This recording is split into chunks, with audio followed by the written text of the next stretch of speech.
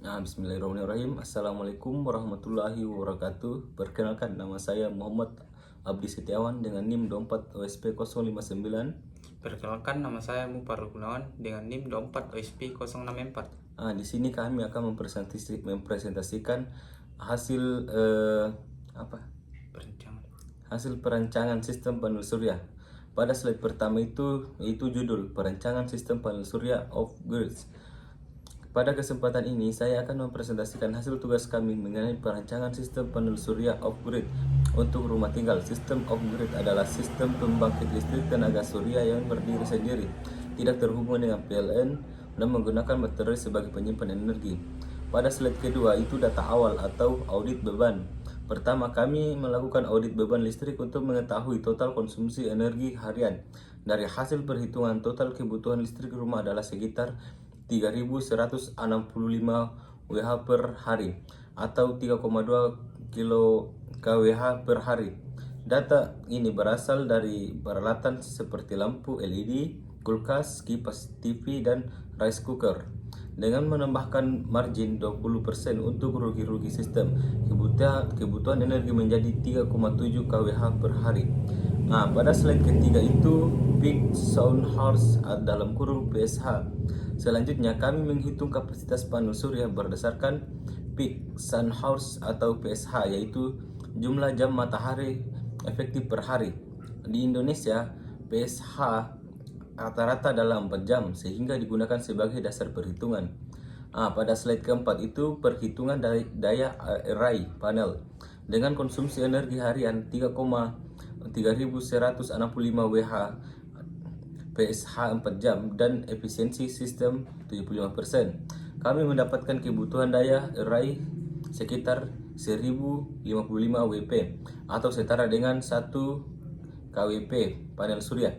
Pada slide 5 itu jumlah panel surya. Dari kapasitas tersebut, jika menggunakan panel berukuran 2000 WP, maka sistem membutuhkan 5 unit panel surya untuk memenuhi kebutuhan energi. Untuk slide ke-6 akan dilanjutkan oleh saudara saya di samping, yaitu saudara Farul Gunawan. Kepada saya persilahkan. Slide 6. Faktor efisiensi dan rugi-rugi. Kami juga mempertimbangkan beberapa faktor kerugian sistem seperti efisiensi inverter 95%, rugi suhu, panel, kotoran atau debu 5-10%, rugi-rugi kabel sekitar 1-3%. Perhitungan ini penting untuk menentukan kapasitas sistem yang realistis. Slide 7. Arah dan sudut pemasangan panel. Untuk pemasangan panel, arah terbaik di Indonesia adalah menangkap utara atau selatan dengan sudut kemiringan 10-15 derajat. Hal ini membantu memaksimalkan penyerapan cahaya dan mempermudah pembersihan melalui air hujan. Slide 8. Sizing inverter. Kemudian kami melakukan sizing inverter. Total daya beban kontinu rumah adalah 820 watt, sementara daya puncak atau surge mencapai 1300 watt, terutama saat kulkas menyala. Karena itu, inverter dipilih harus memiliki kapasitas minimal 1300 watt untuk menahan beban puncak. Slide 9. Charge controller. Untuk charge controller, kami memilih tipe MPPT karena memiliki efisiensi 15-30% lebih baik dibandingkan PWM. Ini sangat penting untuk sistem di atas 200 WP. Saat kondisi cuaca sering berawan tegangan, sistem yang dipilih adalah 48 volt untuk meningkatkan efisiensi. Slide 10. Perhitungan kapasitas baterai. Bagian terakhir adalah perhitungan kapasitas baterai dengan kebutuhan 3.000 sampai 3.165 WH per hari.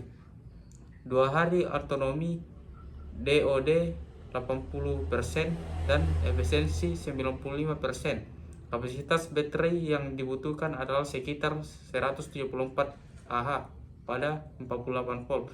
Untuk keamanan dipilih baterai 48 volt 200 Ah live PO4. Penutup. Dengan seluruh komponen tersebut, sistem pada panel surya off-grid dirancang dapat menyediakan listrik secara stabil untuk kebutuhan tinggal. Sekian presentasi dari kami. Mohon maaf bila ada kekurangan atau kesalahan. Wabillahi taufiq wal hidayah. Assalamualaikum warahmatullahi wabarakatuh.